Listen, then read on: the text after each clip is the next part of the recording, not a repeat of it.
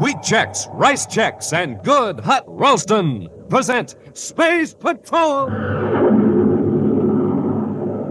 High adventure in the wild, vast reaches of space. Missions of daring in the name of interplanetary justice. Travel into the future with Buzz Corry, Commander-in-Chief of the Space Patrol! In today's transcribed adventure, Buzz and Happy are in their spacesuits, examining the wreckage of a long-lost spaceship that crashed under strange circumstances. From the looks of the wreckage, the ship didn't hit head-on. It came in at an angle right over those pinnacles of rock. How old would you say the ship was, sir? Judging by the fragments and what's left of the instruments, I'd say it was at least 100 years old. 100 years old? Smoking rockets, what a story this old ship could tell. Hey, Commander, somebody or something shooting at us. It's a spaceship coming in low. This time they won't miss. Come on, get out of here before they fire again. Yeah, but Commander, why would they fire on us? If we don't get under that ledge of rock, we'll never find out. We'll return in just a moment with today's Space Patrol adventure, The Treasure of Planetoid 60.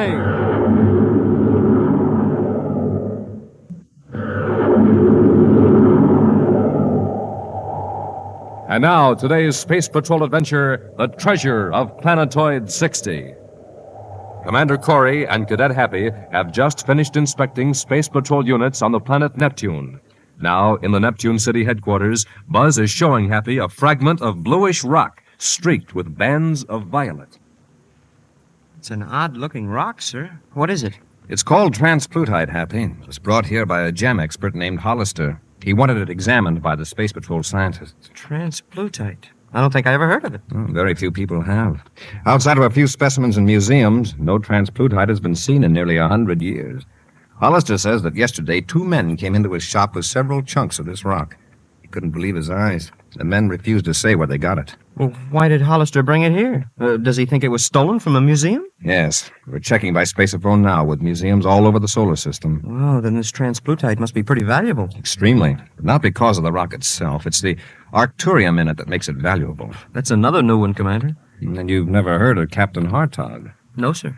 Well, Captain Hartog was a scientist and space explorer who lived about a century ago. After a long space trip, he showed up on the planet Earth with samples of this blue rock. Some strange new gems that he'd ground into microscopic cutting tools. Uh-huh.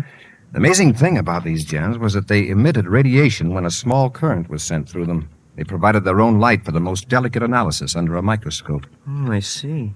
Instantly, there was a tremendous demand for the gems, and Captain Hartog was the only one who could supply them. When he was asked where he got them, he just laughed and said from Arcturus. Arcturus? Well, that's impossible. Of course. Arcturus is a star 32 light years away, but the gem was called Arcturium just the same. The rock itself was named transplutite, indicating that it came from beyond Pluto. Well, didn't Captain Hartog ever tell where he got it? No, he blasted off on a space flight and nothing was ever heard from him again. No trace of his ship was ever found. Naturally, that cut off the supply of Arcturium. No substitute has ever been discovered. Well, is there Arcturium in this piece of rock, Commander? Yes. Well, here's a chance to use your new Space Patrol microscope, Happy. Got it with you? Oh, yes, sir. Right here in my pocket. All right. Focus it on one of those violet streaks in the rock. Oh, this sure is a terrific little microscope, sir. I've been making fingerprint tests with it just for fun. Well, you'll find it comes in handy in hundreds of ways, Happy. For a long time, we've needed a small, compact, powerful microscope. I'll bet I turned down a dozen models till the security lab came up with this one. Oh, it's a beauty, sir. It's light and still plenty rugged. I've got the microscope focused, sir. Now, just watch that violet streak. It looks like tiny sparks of light are shooting through the rock. That's the action of the Arcturium, Happy. You could see it better if the rock were polished. If electric current were applied, the Arcturium would really glow. Should I hook it up to a current, sir? Now, let's wait till we get over to Hollister's shop. I want to return the sample to him before Corbo and Rupp get there. Corbo and Rupp? Oh, they're the 2 men who brought in the transplutite. If one of their samples is missing, they're going to get suspicious. That is, if they're up to something crooked. Let's get over there right away. All right, Hollister, where is it? Quit stalling. We left 4 rock samples here, and we've only got 3. Where's the other one? Come on, Hollister, what are you up to? Rupp, what are you doing? Trying to make him talk. Leave him alone. Take your hands off him. Might as well, I guess. Must have hit him a little too hard. He's unconscious. That was a stupid thing to do. But Corbo, what business has he got holding out on one of our samples? Maybe he wasn't sure what it was and turned it over to another mineral expert. Why didn't he say so? Professional pride, maybe. Anyway, we'd better shut this door to his back office and get out of here. You got the other samples? Yeah, here in this case. Come on, let's go. You, sure you searched every place here in the outer office? Yeah, even the safe. It was unlocked. We'll blast off for Saturn and have the samples tested there. And next time, Rupp, no strong arm stuff. All right, Corvo, let up, will you? Well, good afternoon, gentlemen. Hi. Where's Mr. Hollister? Oh, he stepped out for a few minutes. Just wait, he'll be right back. Well, we're in sort of a hurry, if you'll excuse us. Oh, just a minute. Are you Frank Rupp and Kent Corbo? Us? Why, What if we are? You fit the description Mr. Hollister gave me. Then this must be one of your samples. Why, yes, that's right. It's transflutite, all right, with arcturium in it. Oh, fine. May I have it, please? Oh, wait till Mr. Hollister returns. Where did you get these samples? We don't actually know where they came from. We got them from a space prospector we met on Jupiter. We're, acting as his agent, so to speak. You came directly here to Neptune from Jupiter? That's right, Commander. Well, if this prospector friend of yours has discovered a source of arcturium and wants to keep it a secret, that's his affair and yours. fine, then we'll be going along. Commander, what's that? It came from the back room. Check on it, Happy. Yes, sir. You two stay where you are. Sorry, Commander, we've got other plans. Hey, what are you doing? And this'll take care of you, Cadet. That satchel of rocks makes a nice weapon, Corvo. Come on, Rupp. Let's get out of here, quick.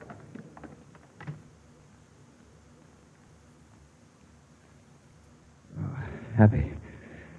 Happy, are you all right? Commander, you get away? Yeah.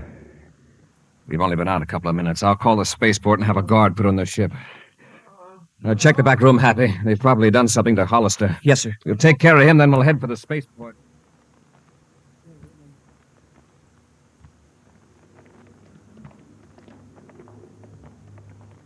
Here's Corbo's ship, Happy. It looks like we got here ahead of him. They may have seen the guards and got scared off. We'll get them. First, we'll examine the ship. Up the ladder, Happy. Yes, sir.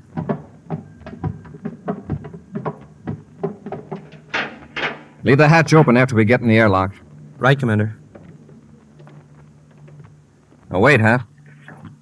Look at this white dust on the floor of the airlock. Hmm? I wonder where they picked that up. Certainly not at any regular spaceport. We'll gather up a sample of it later and examine it under the microscope. Now, let's go to their spacesuit locker. Open the inner hatch. Boy, they sure tracked in a lot of this stuff. Mm-hmm. By the marks on the floor, they were wearing spacesuits. That's why I want to check the locker. Spacesuits? That means they've recently been on one of the moons, and this white stuff is probably powdered pumice. That alone isn't much of a clue. There are a lot of moons, partly covered with pumice. Now, here's the locker. Now, let's examine the boots on these spacesuits. Hey, they must have been wading in pumice halfway up to their knees. Get your microscope out, Happy. I'll scrape off a sample. Yes, sir. Mere magnification may not tell us too much, but it might tell us if it's worthwhile making a more thorough test at the Neptune City lab. The microscope's all ready, sir.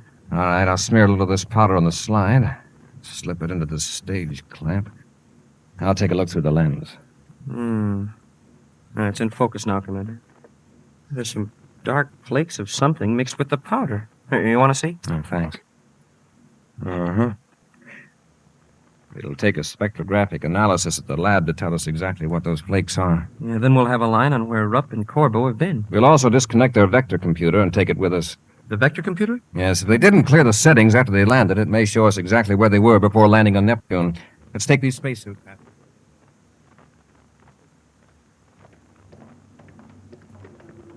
Corbo, look at our ship. They got guards around it. Corry must have come to and alerted the spaceport. We better get away from here quick. Yeah, we'll get out of the city. How? In a surface car. We'll drive out through the surface locks at the north side of the atmosphere shell. The space phone wrapper to pick us up in a spaceship the other side of the hills. We'll have to have spacesuits to transfer to the ship. Yeah, they're already in the surface car. Come on, Rupp. We've got to get out of Neptune City before they put a guard at the surface locks.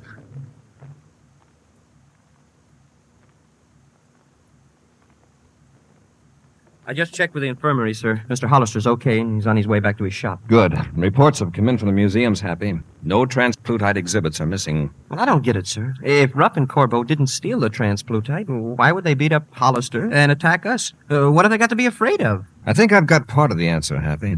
Rupp and Corbo apparently have stumbled onto something more than arcturium-bearing rock. I think they've found out what happened to Captain Hartog. Wow. The lab has carefully analyzed those spacesuits we took from the ship. Remember those dark flakes in the powdered pumice? Yes, sir? They're bits of enamel. apparently scraped off of metal when Rupp and Corbo walked over it in their suits. Enamel that was once used to coat the interior of spaceships. But how does that connect up with Captain Hartog, sir? Because enamel of this type hasn't been used in 90 years. Of course, Rupp and Corbo might have been tramping around the wreck of another old hulk, but when they also show up with transplutite, there's only one conclusion. Oh, then Hartog's ship was wrecked here inside the solar system. If we only knew where. The vector computer from Corbo's ship gave us a clue. Corbo didn't come to Neptune directly from Jupiter. Formula for the vector curve indicates that they came from the direction of Planetoid 60. Planetoid 60? Yes. It's one of the thousands of planetoids that have never been officially observed at close range. Its orbit is so freakish that old 60 has been out of the regular space lanes for 50 years. And that's where Hartog's ship crashed? And that's what we're going to find out. Let's get out to the spaceport. We're blasting off, right?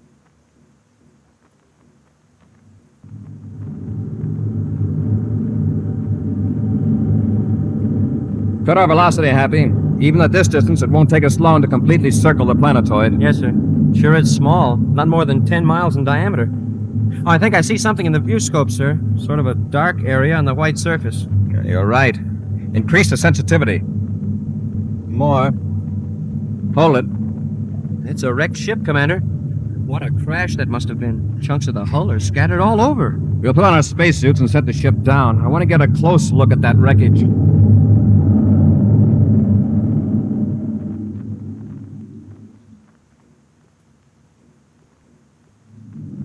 Give me the controls, Rupp. I'll take her in for the landing. Corbo, look. There's a spaceship on the planetoid right near the wreck.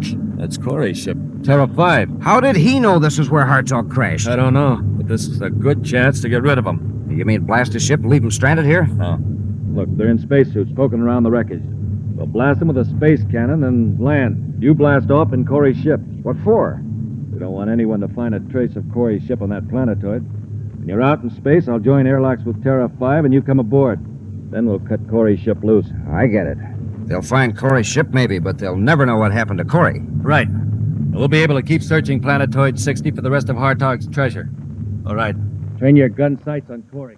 From the looks of the wreckage, Happy, the ship didn't hit head-on. It came in at an angle right over those pinnacles of rock. Yes, sir. Is it Hartog's ship, sir? I don't know, but by the fragments and what's left of the instruments, I'd say it was at least 100 years old. Hey, look at this. A blue rock. A chunk of transplutite. Yes, and there are more chunks scattered around. There must have been tons of it in the cargo hold. Commander, somebody's shooting at us. It's a spaceship coming in low. Corbo. Quick, get under that overhanging ledge. Yes, sir.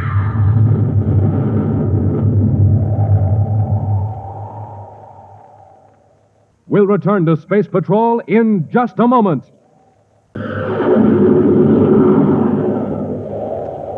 And now, back to the treasure of Planetoid 60. Through some tiny fragments of enamel found clinging to the boots of a spacesuit, Commander Corry, with the help of the new Space Patrol microscope and other laboratory equipment, has partly solved a mystery. He has discovered that Captain Hartog, a space explorer of a century before, crashed his spaceship on Planetoid 60.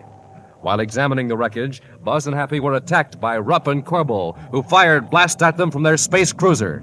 Now the two criminals are hovering above the scene, looking for a trace of Buzz and Happy. Looks like we got him, Rupp. Not a trace of him. Yeah, that last blast not only finished him, it buried him. On the rock ledge, collapsed right on top of him. Nice, neat job. Nothing to tidy up. Except to get rid of Corry's ship. Get into a spacesuit, and I'll set our ship down. Okay. After I blast off in Terra 5, where do I head? Point it out toward the Pluto orbit. Then I'll join airlocks and bring you back aboard. Before you leave Corry's ship, cut on the automatic emergency signal on the space phone. That'll bring the Space Patrol after the ship. And no one will bother about Planetoid 60.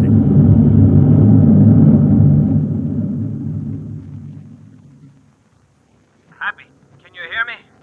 Yes, sir. But very faintly. Are you all right? I think so, sir, but I can't move. I'm buried under a pile of rock. So am I, but I think I can work loose. There. My head and shoulders are out now.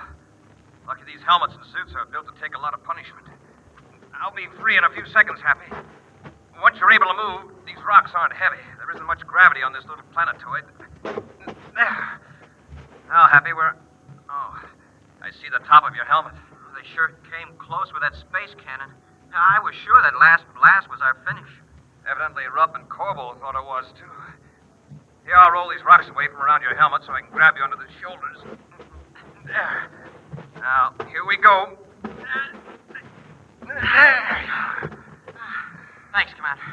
Better turn up the power on your suit transmitter, Happy. I can barely hear you. All right, sir. Is that any better? A little. It's all the way up. And you're pretty faint yourself. That fall of rock must have damaged our transmitters. Hey, Commander, our ship is gone. Rupp and Corbo are smarter than I thought. What do you mean, sir? It won't take the Space Patrol long to find the ship. There won't be anything to make anyone look for us here in Planetoid 60. And with our transmitters damaged, gee, Commander, we're stranded. Yes, until Rupp and Corbo come back. If they do. Now, they probably will. If they didn't intend to, there wouldn't have been any point in taking our ship instead of blasting it right here. Well, suppose they do come back. They'll finish us off if they see us. We'll take care of that when the time comes. Commander, look, one of the shots that Corbo and Rupp fired at us hit the wreckage. Uh-huh. Churned it up worse than it was. Oh, what's this? What's what, sir? This transparent plastic case. There's writing inside and a small lump of metal with a chain on it. It looks like some sort of a bracelet. It's engraved. Captain Jules Hartog. What's the writing about, sir? It's dated January 15th, 2853. 100 years ago. Hartog wrote this, Happy. Listen. This is written just before what may be my last voyage in space. When we found we were unable to control our ship, and that a crash was inevitable, we bailed out in our spacesuits. We drifted here 4 hours later. Now, the three of us, Mowbray, Clayton, and myself, are about to blast off on an emergency space raft. Our hope of rescue is slight, but it is better to be out in space, headed for the unknown, than to wait on this planetoid for the inevitable end. We leave behind a treasure. With luck, we shall return to claim it ourselves. You who read this perhaps are here by chance. Forgive us then if we selfishly decline to make it easy for you to obtain what we have discovered by years of sacrifice. and the risk of our lives. And it's signed Captain Jules Hartog. 3 men in a tiny space raft. No wonder they were never found. And all this happened 100 years ago, but, well, I feel like it just happened. I can understand why they took the space raft rather than stay here. We're in the same fix, and we haven't got a space raft. At least Captain Hartog left us with something to do to pass the time. What's that, sir? Look for the treasure. I wonder how long it would take us to search this whole planetoid. Several days, probably. You know, Happy, I've been wondering why Captain Hartog left this lump of metal here with his letter. Well, what kind of metal is it, sir? It looks like platinum. Happy, do you have your Space Patrol microscope where you can get at it? Yes, sir. It's in the belt pouch of my spacesuit. Well, let me have it. I want to take a look at these scratches. Yes, sir. Here it is. Thanks. You know, from the shape of this platinum lump, it just might be a model of this planetoid. Oh? Now, if I can get these scratch marks into focus. There. I was right, Happy. Captain Hartog left us a map of Planetoid 60. What? There are letters here, letters so small they can't be seen without the microscope. Planetoid 60. There's a cross marked on the face of this tiny lump. Under it's the word cave. Cave? Then that must be where the treasure is. If we can pick out the spot where we are now, we ought to be able to locate the cave. See, over there to our left is a sort of knife-edged ridge of rock. To the right, 3 small pinnacles in a sort of triangle. Now, if there's something like that on the metal lump. Can you find it, sir? Yeah. Now, here it is. The cave is about a third of the way around the other side of the planetoid. Let's get going, Happy.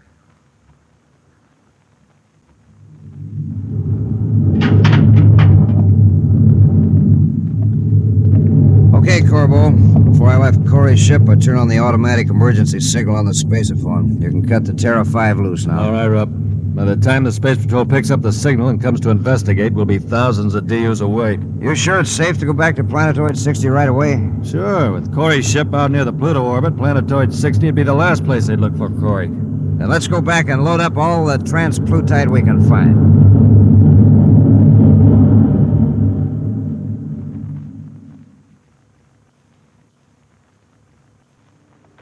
We must be getting close to the cave, sir. We're on the rim of that saucer-shaped depression that shows on the metal lump. If I've read the map right, the cave should be right behind that rock. Commander, it's Hartog's cave. Yes. Dug back into the bluff. Flash your atomo light in there, Happy. Yes, sir. Say, at that. It's full of boxes, packed clear up to the top of the cave. See if we can make out the labels. Transplutite.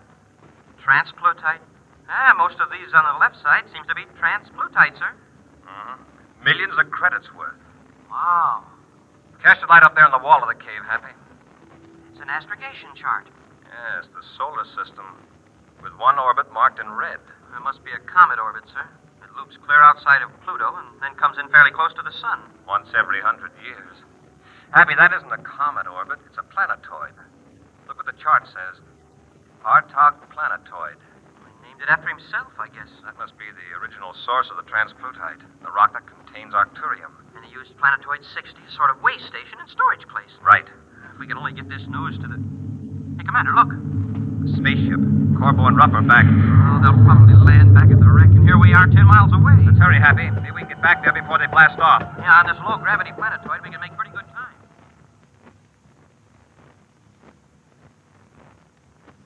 We got a pretty good pile of transplutite here, Corbo. Should we carry it into the ship now? There's a lot more scattered around. We might as well get all we can while we're here. Okay. There are a few chunks over there by the rock where we blasted Corry. We'll go get them. Corbo, would those rocks be like that if Corry and the cadet were under them? They've been moved. Corry and the cadet got out. Where are they? Suppose they've been picked up? Maybe, but I doubt it. There hasn't been enough time. If they were, there'd probably be Space Patrol ships around waiting for us to come back. Let's get in the ship and blast off. Don't get panicky. Let's see if we can locate Corry and the cadet. If they're still here, we'd better finish them off. Come on, let's try this direction first. They're walking away from the ship now, sir. Keep down, Happy. Don't let them see them. Yes, sir. They're looking for us. When they go a few more yards, we'll run for their ship and keep low. All right, Commander. Better not talk anymore. I don't think their suit spacephones are on our frequency, but we don't want to take any chances.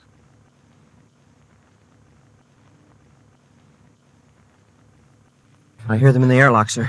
Yeah, then they finished loading the transplutite in the cargo hold. Stand back on the other side of the hatch, Happy. We'll they get clear inside the ship before we rush them. Yes, sir. We'll blast off and make a careful search of the planetoid at low altitude.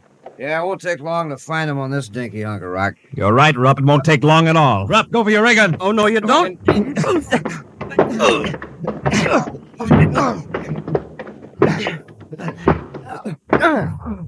Now, Corbo, does that convince you, or do you want some more? You got us, Corry. All right, Rupp. On your feet. Yeah, sure. Corbo, what did you do with my ship? It's heading out toward the Pluto orbit.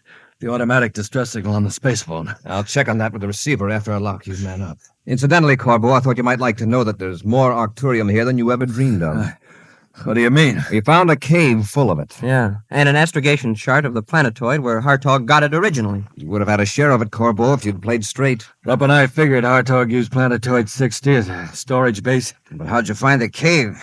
We've been over this whole planetoid a dozen times with a fine-tooth comb. A fine-tooth comb? Well, that's where you made your mistake. You should have used a microscope.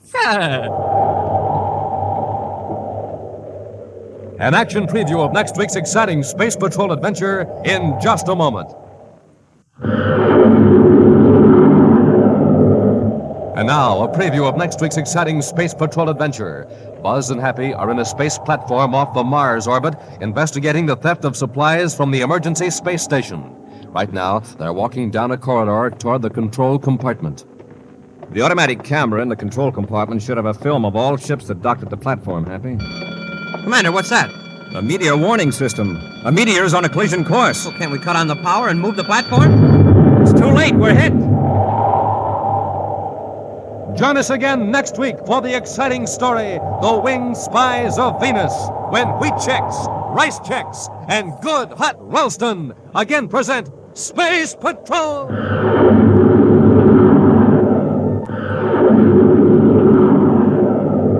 Space Patrol, created by Mike Moser, starring Ed Kemmer as Commander Corry and Lynn Osborn as Cadet Happy, was written by Lou Huston, produced and directed by Larry Robertson, executive producer Mike Debris. Other players were Ken Mayer, Norman Jolley, and Bela Kovacs. Dick Tufeld speaking. Now, don't forget to tune in next Saturday and every Saturday when wheat checks, rice checks, and good hot Ralston again present Space Patrol! Be sure to see another exciting Space Patrol story on your local ABC television station. Consult your local paper for time and channel. This program is heard overseas through the worldwide facilities of the Armed Forces Radio Service. Space Patrol came to you transcribed from Hollywood. This is ABC Radio Network.